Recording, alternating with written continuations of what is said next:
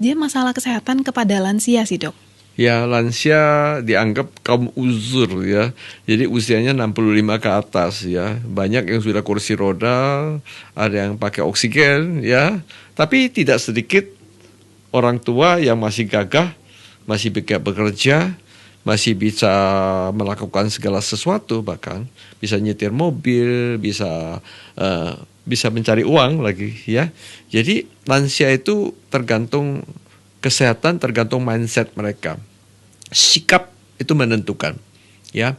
Kalau Anda sudah tua, Anda berpikir Anda sudah tua, lalu jalan juga pelan-pelan, lalu ngomong juga pelan-pelan, Anda jadi betul-betul tua. Tapi kalau Anda sudah tua, berpikir positif, Anda masih bisa berkarya, masih bisa bekerja, masih bisa cari uang, bahkan bisa membimbing, melatih, mengajar, dan bukan main. Dan mau belajar. Itu membuat Anda terus menjadi maju dan tidak akan tua. Oleh karena itu kita tahu masalah kesehatan itu apa? Orang tua. Orang tua itu tentu masalah penglihatan berkurang, pendengaran berkurang. Ya, jadi ada istilah kepala mulai buta ya, kemudian mata mulai bureng, telinga mulai budek ya, rongga mulut mulai bogang ya, kemudian mungkin postur mulai bungkuk ya, jadi BBBB, kemudian perut mulai buncit ya. Kemudian kantong mulai bokek ya, semua BBB, semua penyakit keluar. Penyakit orang tua itu osteoporosis. Penyakit tua itu ada pikun. Penyakit orang tua mungkin kanker.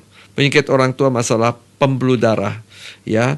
Jadi gula keluar, obesitas muncul, nanti kena hipertensi, kena diabetes, kena jantung, kena stroke, kena gagal ginjal, macam-macam gangguan. Ya, itu semua sebetulnya bisa kita halau, bisa kita cegah, bisa kita hindari dengan cara gaya hidup yang benar. Ya, supaya tidak osteoporosis, jemur matahari, bergerak badan, itu tulang kita tetap kokoh. Mungkin Anda mengonsumsi kalsium. Ya, vitamin D dapat dari sinar matahari. Ya, supaya tidak pikun, belajar baca, menulis, belajar nyanyi, nyanyi bersama. Itu melatih otak. Anda tidak akan jadi pikun. Supaya pembuluh darah kita bagus, ya tidur tidak larut malam, minum air putih, makan ikan laut, ya, makan sayur, makan buah, makan tahu tempe, mungkin ayam bagian dada. Hindari semua santan, gorengan, jeroan, udang kepiting segala, jangan makan lagi jeroan segala usus, ati, paru, otak, kikil, buntut, babat segala ya, daging, sapi, babi, kambing, bebek. Kalau orang tua stop semua. Ya, tidak ada alkohol, tidak merokok. Ya, itu lifestyle kita membuat kita jadi sehat. Baik, tapi tentunya juga kesehatan di masa tua itu dipengaruhi oleh kebiasaan kita dari masa muda itu tadi ya, Dok. Gimana jadinya kalau misalkan masa muda kita yang punya lifestyle yang tidak baik, akhirnya waktu di masa tua sudah terjadi komplikasi. Nah, gimana kita mau makan apa nih, Dok, yang boleh? Ya, ini paling penting ini. Ini statement ini yang sangat penting sekali. Sejak muda Anda harus menabung kesehatan. Tabung kesehatan sejak muda.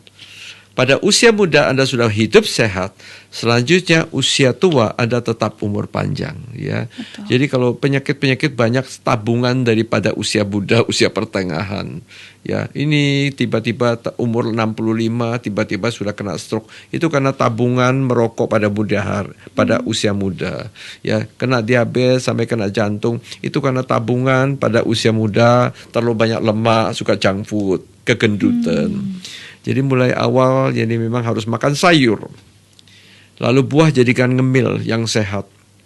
Kemudian karbo jangan banyak-banyak lagi. Karena zaman sekarang bukan zamannya banting tulang saya katakan. Zaman sekarang banyak duduk. Jadi sayur harus banyak, karbo memang harus kurangin. Ya. Kemudian cari lemak yang sehat. Ikan adalah lemak yang baik. Ya. Lemak dari daging itu kurang bagus. Lemak jeroan jahat sekali. Ya, gorengan itu super jahat karena trans fat, kriuk-kriuk itu jahat. Sehingga kalau kita ngerti seperti itu, kita bisa ngincipi sedikit, tapi kita makan banyak sayur buah, kemudian kita bergerak badan 30 menit, enggak usah ngoyo, enggak usah berat-berat, tapi kita sehat. Baik, jadi itu intinya kalau mau hidup sehat di masa tua, mulai dari sekarang waktu masih muda ini nabung pola hidup yang benar, pola hidup yang sehat supaya nanti sampai tua kita bisa tetap fit.